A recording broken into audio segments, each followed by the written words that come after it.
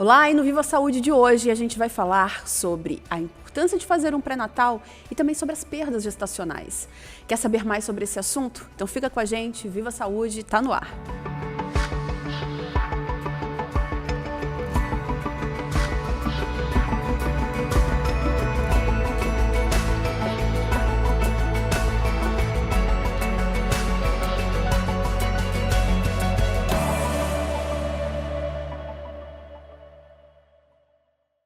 E em nome da Unicred e da Maria Rocha, hoje eu recebo aqui o ginecologista e obstetra, o Dr. Murialdo Tesa. A gente vai falar um pouquinho sobre a importância, né, doutor, do pré-natal. Muito obrigada por estar aqui com a gente hoje, né, por ter aceitado o convite. Eu que agradeço. Doutor, então vamos começar explicando o que é o pré-natal, né? O que é feito nesse pré-natal, enfim, e quando que uma mulher que está grávida já precisa consultar um ginecologista e um obstetra? Eu acho que o sucesso de uma gravidez tem a ver com o preparo dessa mulher, do contexto de saúde que ela se encontra. Então, o ideal já é fazer uma consulta pré-concepcional, né? Eu gosto de usar a metáfora de para limpar bem o aquário para deixar crescer bem os peixinhos. Tá. Essa é a metáfora para a gestação. Então, identificar algum problema de saúde que pode repercutir na futura gestação é importante, e ir fazendo já o link de quando ela engravidar. Então, logo quanto possível, em torno das 6, 7 semanas já é o período ideal para a gente começar as consultas de pré-natal, né? E o objetivo principal do pré-natal é a gente se anteceder com os problemas possíveis que podem surgir, né? Uhum. Então, ela tem um caráter muito preventivo, as consultas de pré-natal. Uhum. Que a gente pode dar o exemplo, por exemplo, uma paciente que tenha um fator de risco para pré-eclâmpsia, que é uma situação grave envolvendo gestação, que pode se tornar grave. E se a gente identificar os devidos fatores de risco para essa gestação, né, para essa futura gestação, a gente pode iniciar com AS, com cálcio, e que vai dar um desfecho muito mais favorável para ambos. Então, o que a gente sabe é que no Brasil a gente tem um alcance de 95% de pré-natal em toda a população, mas não quer dizer um pré-natal de qualidade. Então, a gente tem várias causas preveníveis de mortalidade materna e infantil que estão totalmente linkadas ao pré-natal, de qualidade ou não. Entendi. Doutor, então vamos começar desse começo, como você falou, que eu achei muito interessante, que é o pré-concepção. Então, assim, estou pensando em engravidar, eu já posso procurar um ginecologista, um obstetra, né? Para já fazer uma consulta e falar dessa minha intenção de engravidar. Quando isso acontece, quais são as recomendações, quais são as possíveis orientações, alimentação, o que pode, já começa a tomar algum suplemento, o que pode mudar o estilo de vida para que possa ser concebido, né, o filho? Tudo isso, tá? Eu digo que a gente deve começar com um pilar principal de recomendação, de suplementação, que é a tua pergunta, que o ideal é 3 meses antes da mulher engravidar já estar em uso do ácido fólico ou metilfolato, que é a sua versão ativa já, para que a gente evite malformações relacionadas ao sistema nervoso central da criança. Tá? Então o ácido fólico é para isso? Para isso. E por isso que nos alimentos também existe enriquecimento com ácido fólico, né? A fim de prevenir malformações do tubo neural, que a gente fala, da parte neurológica da criança. Então, daqueles casos de anencefalia, que a criança nasce sem cérebro, ou com a coluninha aberta, né? A gente consegue prevenir esse tipo de situação com a suplementação do ácido fólico. Isso é o fundamental. Tá. Fundamental. E sim, adequação de alimentação, mudança de estilo de vida, atividade física regular, perda de peso, se for o caso. Então, a gente não fala em ter a condição perfeita do corpo ideal, não é sobre isso. Não. Mas perder cerca de 5% de massa corporal, de índice de massa corporal, já é muito benéfico para essa futura mamãe se ela tem uma questão de sobrepeso ou obesidade. Então é pouco, não é nada intangível, não é nada inalcançável, é tranquilo. E doutor, as pessoas te procuram, né, os pais, futuros papais, te procuram porque também não estão conseguindo engravidar? Muito. Ah, é? Sim. E nisso também é possível atuar de algumas formas para poder ajudá-los? Com certeza.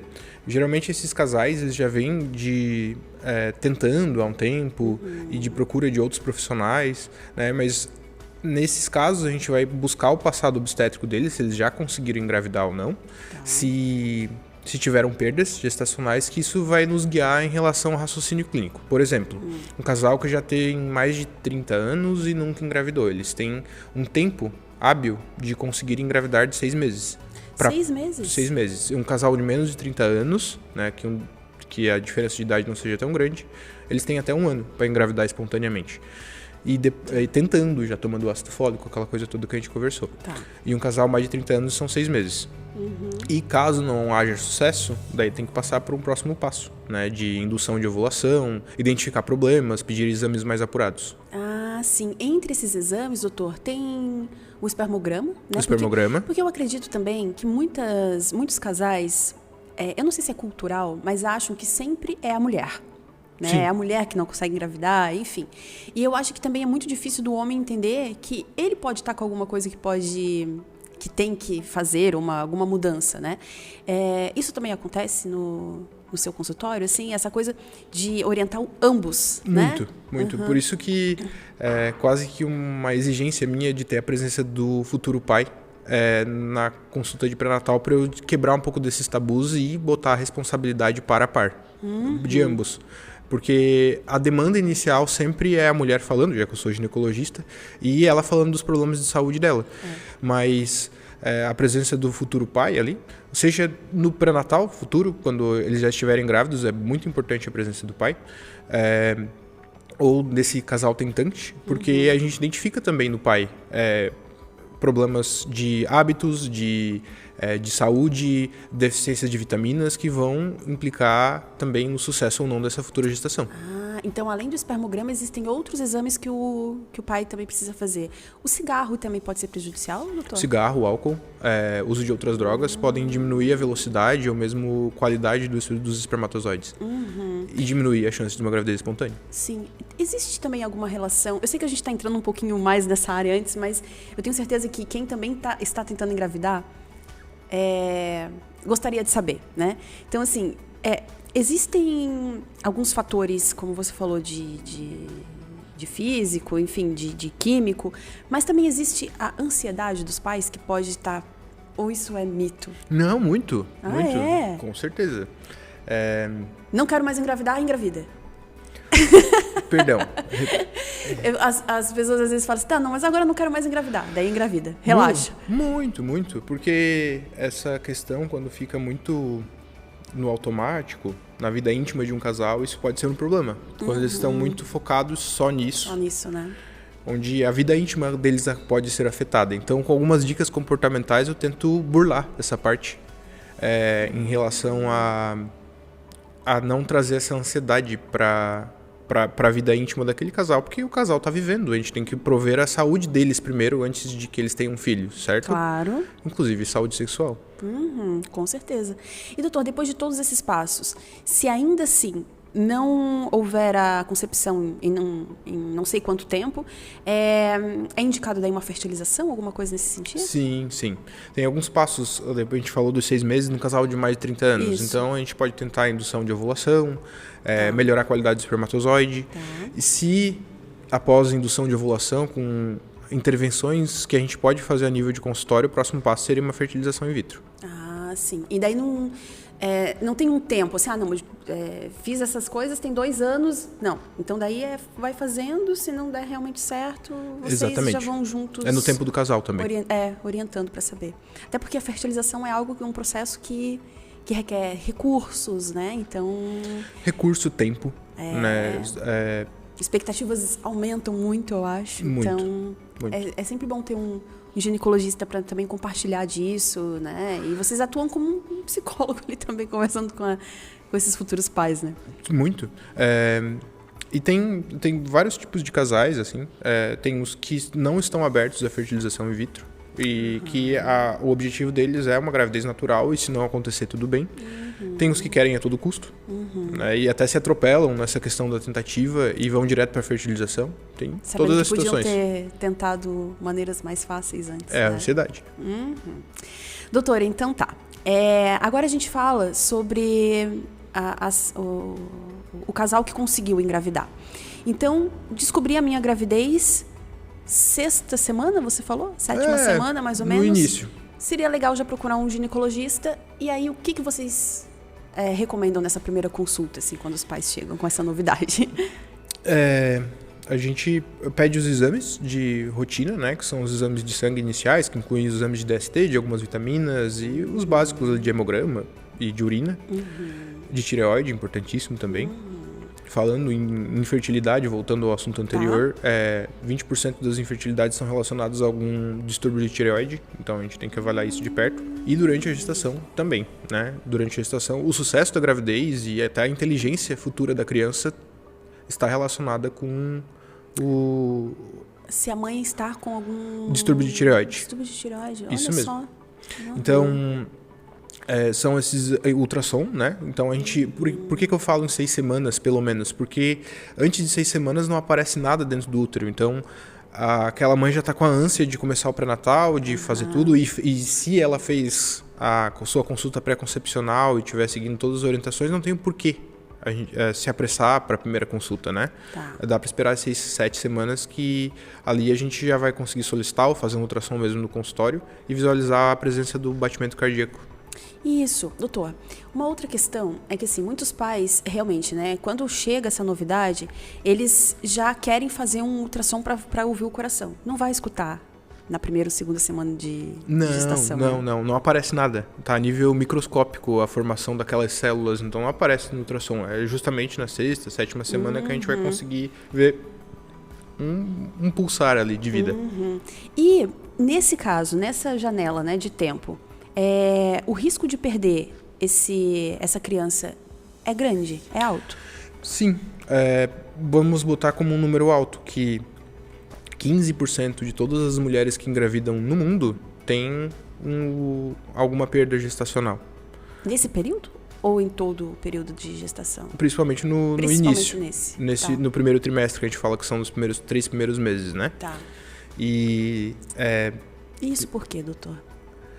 Na imensa maioria das vezes, a causa é genética da formação daquele embrião. Não necessariamente quer dizer, e na imensa maioria das vezes não quer dizer, que o pai ou a mãe tem algum problema genético. Aquele indivíduo, né? Então, uma coisa que eu tento trabalhar em consultório, já desde a primeira consulta, é colocar os pais com o pé no chão e tirar a sensação de culpa, né? Já que 15% é uma taxa relativamente alta, então de 100 mulheres que engravidam, 15 têm a chance aí de perder essa gestação no comecinho. E a causa genética, então nada que ela fez ou deixou de fazer foi a culpa. Né? Não foi nem nada do comportamento dela, nada do que ela fez, porque existe muito mito, né? Que a gente escuta, é porque ela levou um susto e perdeu a gestação, porque ela se incomodou no trabalho e ela perdeu, porque ela brigou com o marido e ela perdeu, porque ela teve uma relação sexual e perdeu, ou porque caiu e perdeu, caiu um tombo, enfim.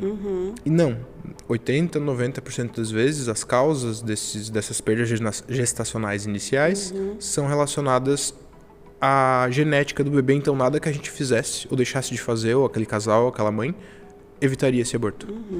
E doutor, depois que aconteceu um primeiro aborto, fica mais difícil?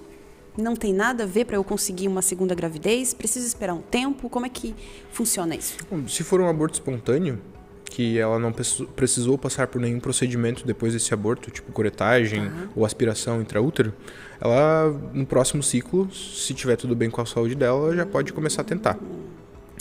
Se ela passar por algum procedimento, pelo menos 3 meses, para aquele útero se recuperar, para ela ter uma gestação saudável de novo, é a recomendação. E existem alguns casos que esse aborto começa a ficar de repetição? Sim. Então, na literatura o que está bem estabelecido é que 3 abortos consecutivos podem configurar algum problema intrínseco da mãe, que daí são aquelas porcentagens menores, né? Ou da mãe ou do pai, enfim. Mas neste caso, pensando em uma trombofilia, por exemplo, que é um problema de coagulação do sangue, onde forma pequenos coágulos na formação da placenta, e a gestação costuma não progredir mais do que 12 semanas. Então, se ela teve um aborto e em seguida teve outro aborto e tá tudo bem com a saúde dela, é exigido fazer essa pesquisa de trombofilia, que a gente não faz de rotina porque a maioria das pessoas não tem. São raros os casos. Mas se a gente identificar isso, a gente começa com a prevenção com anticoagulante durante a gestação inteira. Então acho que já deve ter visto aquelas mães que fizeram injeçãozinha todo dia durante a gestação inteira, usando AS, usando cálcio, para que tenha um resultado positivo durante a gestação. Então, primeiro a gente tem que identificar essa trombofilia, o histórico de trombose daquela família, daquela mãe, e instituir o tratamento para que tenhamos sucesso nessa gestação.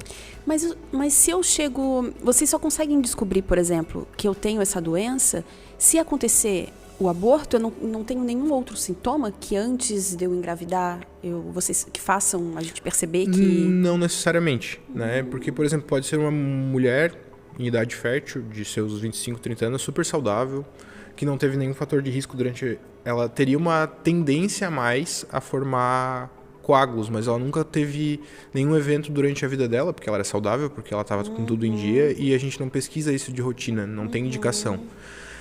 É algo silencioso. É algo silencioso, assim. Tá. E que ela nunca teve um episódio de trombose na vida, porque ela estava com a saúde em dia, estava com o peso adequado, estava com os hábitos saudáveis. Então, o que teria isso de manifestação antes? Seria uma trombose. Então, ela pode ter passado a vida inteira sem nenhuma trombose e manifestar só durante a gestação. Entendi. Doutor, nesse caso, também entram as mães com diabetes? Também tem algum risco gestacional? Sim, as que já... A diabetes, ela pode já ser adquirida antes da gravidez, né? Diabetes tipo 1, tipo 2 ou outros tipos de diabetes. Tá, eu sou uma mãe, eu tenho diabetes e eu engravidei. É Justo, isso, né? Tá. É isso. Essa situação implica maior risco, porque ela já tem diabetes há mais tempo. Ou aquele diabetes que surge durante a gravidez. Isso. Né? Qual é a diferença, então, doutor, pra gente começar? O diabetes gestacional é aquele que surge durante a gestação. A mulher, ela adquire o diabetes durante a gestação em função dos hormônios placentários, né? Dos hormônios que a própria gestação gera e que geram um distúrbio de metabolismo do açúcar, né? E que pode sim implicar risco gestacional, que a gente vai identificar lá naquela consulta de pré-natal inicial, né? Mas eu já começo a desenvolver uma diabetes se eu for ter gestacional já no início? Pode, ou o maior pico de incidência é com 28 semanas, onde é recomendado tomar aquele exame de tomar um líquido, né? Sim. Identificar, então a gente faz esse exame para identificar o diabetes gestacional que, porventura, surgiu durante a gestação. Tá. E o tratamento inicial para essa condição, para diminuir risco para o bebê, principalmente, é a dieta pobre em carboidrato específica para o diabetes gestacional. É o pilar principal do tratamento do diabetes gestacional, é a alimentação. Mas também tem a injeçãozinha, né? Tem a insulina. A insulina. Que não tem a ver com com aquele anticoagulante que a gente comentou antes. Tá. É outro tipo de injeção, né? Sim. É com outra medicação, que daí sim, a insulina seria a medicação de escolha para a gente conseguir regular o diabetes quando só a dieta não for suficiente. Doutor, e além da perda de uma gestação, podem haver outros prejuízos para o bebê se não for controlada essa diabetes? Sim. Quando a mulher já era diabética e não sabia, né? E engravida num contexto desse diabetes estar muito descompensado, pode gerar até malformações iniciais no bebê, no concepto, né? E se essa diabetes surge um pouquinho mais tardia ali durante a gravidez e isso não foi devidamente identificado, e ela tiver esse diabetes muito bagunçado, com níveis de açúcar muito altos no sangue, pode levar a macrosomia, que é o bebê ficar muito grande. Aquelas histórias que a gente acha bonitinha, de bebê que nasceu de 5, 6 quilos, geralmente estão relacionadas a um diabetes não controlado durante a gestação.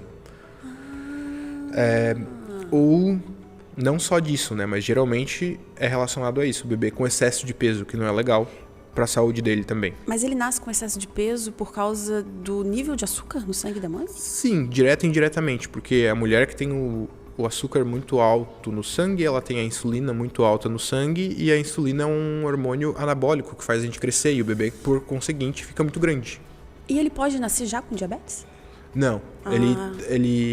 A mulher que desenvolve diabetes gestacional, geralmente a situação se resolve para ela quando ela nasce, e isso não pode passar diretamente pro bebê. Também é esse mito, tá? Tá. E que, então, o que a gente sabe é que ela tem o maior risco de desenvolver diabetes tipo 2 durante a vida, então ela deve continuar com o seu segmento anual, com o seu médico, com o seu ginecologista, para pedir exames regulares em relação a isso, do qual ela sempre vai comentar que ela teve diabetes gestacional e a gente vai estar sempre atento a isso. Voltando a falar das consequências para o bebê dentro da barriga. Excesso de líquido e para casos extremos, que a gente estava falando um pouquinho de perda gestacional também, a morte do bebê dentro da barriga do nada. Então, aquelas perdas gestacionais mais tardias, onde a mãe está a gestação está com suas 20 e tantas semanas, 30 e tantas semanas, que são as perdas mais trágicas, né? Quando o bebê está bem desenvolvido, já está em fase mais adiantada na gravidez, uma das causas é o diabetes descompensado. Daí a importância do pré-natal que a gente conversou. Claro. E também a importância de procurar um ginecologista antes de engravidar, porque daí você também já consegue saber se ela tem diabetes ou não. Saber se tem diabetes ou não, tireoide ou não, né? Exatamente. Tem alguma outra doença que é importante nesse sentido? A diabetes, tireoide? ISTs. Tá. Né? Infecções sexualmente transmissíveis. Porque se tem alguma, também tem algum jeito de preservar esse feto? Tem. No caso numa consulta, hipoteticamente falando, numa consulta pré-concepcional, a gente identifica uma sífilis. Tá. A gente deve tratar isso antes para liberá-la para engravidar. E tratando, a consequência para o bebê ou para o futuro dessa mãe é negativo, aliás, é zero. É muito positivo a gente simplesmente tratar, deixar ela sem risco para a saúde dela. A sífilis é um problema grave. E a gente, usando devidamente o tratamento, também vai deixar o bebê isento de risco. Isso antes de ela engravidar, resolver essa situação antes. Ou se a gente identificar que uma paciente soropositivou para o HIV. Tá. Então, se a gente conseguir fazer o devido encaminhamento antes, deixar ela com carga viral indetectável, ela não vai transmitir para o bebê. O bebê vai nascer soronegativo. Isso antes de engravidar. Isso antes de engravidar. Existe algum método que possa também... É o tratamento. Também o bebê pode nascer sem? Pode mesmo nascer ela sem. Já estando grávida? Sim, também, inclusive. Eu tô falando da situação ideal, né? De ela ter feito uma consulta pré-concepcional. Sim. Mas se a gente identificar durante a gestação, a gente diminui muito o risco de transmissão vertical, ou seja, da mãe para o bebê intraútero, com o tratamento, com a terapia antirretroviral. Nossa, ótimo, né, doutor? Porque antigamente eu acho que falta de informação. Eu também não sei se existiam esses tratamentos, né, o suficiente para que se evitasse isso, né? Porque hoje a gente sabe que existem esses métodos, esses meios, enfim. Mas antigamente não tinha, né, doutor? Como saber. E muitas crianças nasciam com HIV por causa da mãe, né? Justamente. Então a gente está... em alguns países da América Latina isso já foi erradicado, a transmissão vertical não se passa mais, e no Brasil a gente está chegando perto disso. Então a gente falou do diabetes, tireoide, das DSTs e alguma outra doença, doutor, que você lembra que de antes de engravidar, que talvez que seja bom identificar? Eu acho que... A obesidade a gente também falou, né? Exatamente. Então, são essas questões. ISTs, tratar anemias, identificar anemias e tratá-las antes. Anemias também? Sim, porque a gestação ela demanda muito da mãe, desse ponto de vista. E é um fator de risco para desenvolver anemia, porque o bebezinho desenvolvendo, ele consome muito o estoque de ferro da mãe. Então, se a gente identificar uma deficiência de ferro, uma anemia ferropriva, antes ou durante a gestação, a gente está implicando em melhor resultado positivo para aquele futuro bebê. E para a mãe também o prejuízo, né? Porque imagina, você está ali já toda acabada e ainda sem ferro no corpo, aí não consegue ficar em pé. Então são várias, a gente citou algumas, mas são várias as variáveis que a gente cuida ali durante o pré-natal, né? O status imunológico dela, no sentido de vacinas, né? Isso, as vacinas, doutor. Importantíssimas nessa fase, né? De Sim. de gestação, né? A gente confere o status vacinal dela pela carteirinha de vacinação e por alguns exames de sangue também. E a gente pode fazer isso também de forma antecipada, lá antes de engravidar. Então, deixar o calendário vacinal dela atualizado para daí sim liberar para uma futura gestação. Mas as grávidas, elas possuem algumas vacinas diferentes da população em geral? Sim. Toda gestante deve ser vacinada segundo o protocolo do Ministério da Saúde, tá? Para H1N1, onde é um dos principais fatores, é um grupo de risco para mortalidade para influenza, né? Então, toda gestante deve ser vacinada para a influenza, para diminuir mortalidade materna. A DTPA, que a gente também chama de vacina do tétano ali, mas pega outros tipos previne outros tipos de infecção para o bebê. Tá. Ou seja, o que eu reforço é que ela deve fazer um reforço por volta das 26, 28 semanas, onde ela vai fazer essa vacina para proteger o bebê de pertussis, tétano e coqueluche. Ah, sim. Essas são, então, as principais que Do Covid também está recomendado, tá? Que se faça ali, se siga o calendário vacinal, porque gestante e puérperas, ou seja, mulher no estado pós-parto, são pacientes mais suscetíveis a complicar em função do Covid, foi essa a realidade que a gente viu. E agora a vacina Abrisvo, né, que também é uma vacina que não está disponível no sistema público ainda, mas que previne contra bronquiolite. Então a gente faz a vacina na mãe das 24 a 36 semanas. Posso estar um pouquinho errado nesse limite, mas é isso. Até 36 semanas ela pode fazer, que vai ser um fator de prevenção de bronquiolite, que é uma dor de cabeça e até uma preocupação a mais para os pais. Doutor, se tivesse essa vacina quando eu estava grávida, eu ia tomar mais 5 dela. Sério. Assim, ó, eu acho que meu filho, ele já teve não sei. Mais 5 bronquiolites só esse ano, assim. É recorrente, né? Então, eu até conversei com o pediatra dele. Eu, assim, não tem como eu tomar essa vacina? Ele, não, era na barriga. Quando estava na tua barriga, não é agora. Faz um pouco menos de 2 meses que essa vacina está em circulação agora. Nossa, ótima. Excelente. Uma excelente notícia. Doutor, de todas essas doenças que a gente conversou, enfim, das perdas gestacionais, a gente falou da prevenção, né, da importância de consultar um ginecologista antes da concepção. E alguma coisa depois, vitaminas, alguma coisa que eu possa fazer, a minha alimentação, ela também vai interferir eu não sei se posso falar na qualidade de vida do feto, mas muito na formação desse feto. Então, assim, tudo que eu consumo, mães tabagistas, tudo isso influencia muito na formação desse feto, né? Muito, muito. O estilo de vida dela, os hábitos de vida dela vão repercutir diretamente no sucesso dessa gravidez ou não. A gente sabe todo cigarro. Cigarro é um fator de risco para baixo peso, ao nascer, para descolamento prematuro de placenta, para abortamento. Então, a gente recomenda que ela não pode, durante a gestação, beber nem fumar, tá? Adequação de peso, mudança de hábitos, que a gente conversou de forma geral. Alimentação, o que eu falo de forma geral no consultório?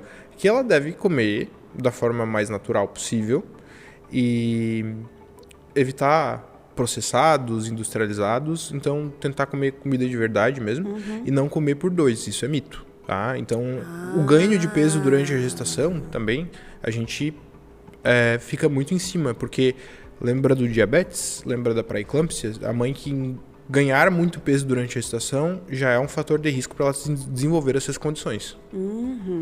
E doutor, qual é o peso ideal? Existe isso? Vamos botar a média de 1,5 kg por mês de gravidez, ou de 8 a 14 quilos durante a gravidez inteira, para uma... De 8 a 14? De 8 a 14. Acho que eu engordei uns 15. Tá bom, né? Tá bom. Mas tolerável. Não, mas sabe que, assim, ó, eu conheço várias mães, inclusive eu, que emagreceram no primeiro trimestre. Sim, normal. Comum. Tudo que eu engordei foi nos 2 últimos meses. Eu exagerei em alguma coisa? Porque surge um buraco negro no estômago de vocês nessa fase, né? Eu não sei. Gente, eu tava assim, ó, meu Deus, eu vou acabar essa gestação com 9 quilos. 2 meses ganhei 5 quilos. Tem a questão da retenção de líquido no final, que acaba influenciando nisso, mas Eu fiquei muito inchada. a qualidade da alimentação implica também maior ou menor retenção de líquido. Então, é uma tecla do qual insisto muito Sim. sobre a alimentação. Que ela não deve comer excesso de carboidrato, de farinha branca, de industrializados, porque isso vai trazer maior retenção de líquido e maior ganho de peso também. Às vezes a culpa não é só da retenção, é do excesso, né? Porque chocolate pode. Tudo pode, Tá. tudo pode, com moderação. É verdade. Com exceção do álcool e da bebida, né? Durante claro. a estação que são zerados. Mas sobre a alimentação, assim, uma mulher que está sem nenhum risco, não tem diabetes nem nada, ela vai poder dar as escapulidas dela durante a sessão. Ela não precisa ser uma regra de ser todo dia, sem poder comer seu chocolatinho, sua doçura, sua sobremesa, que seja a exceção, né? Que não seja o todo dia. Porque a alimentação implica, sim, muito no sucesso dessa gestação. E, doutor, a gente emagrece... Existe isso mesmo, de emagrecer nesses 3 primeiros meses? É o hormônio? É real, mudança? é real. Perde o apetite? Perde. O beta-HCG, o beta, que vocês fazem para descobrir que quando estão grávidas, é justamente ele culpado pela sensação de náusea, né? Então, as náuseas... Azia, né? Azia. E por causa do aumento abrupto desse beta-HCG, que acontece de forma aceleradíssima no começo, que a mulher até estabilizar esse hormônio, ela vai ter muito enjoo e pode sim ter perda de peso no começo da gravidez. Então, a gente recomenda que, mesmo que ela não tenha fome, ela tem que comer uma alimentação mais fracionada, comer mais vezes por dia e em menor quantidade. Alimentos mais secos e, quando for tomar líquido, mais ácidos, mais gelados, porque isso vai ajudar ela a tolerar mais essa fase de ranço da comida que dá no começo. É verdade. Doutor, azia é menino e enjoo é menina? Essa é mito. É mito. Nem o negócio do colar que bota assim, se roda pra um lado é menina, também não é, né? Esse eu não li. Nem sabe, né? Nem sei. Ai, doutor. Bom, a gente está chegando já no fim da nossa entrevista.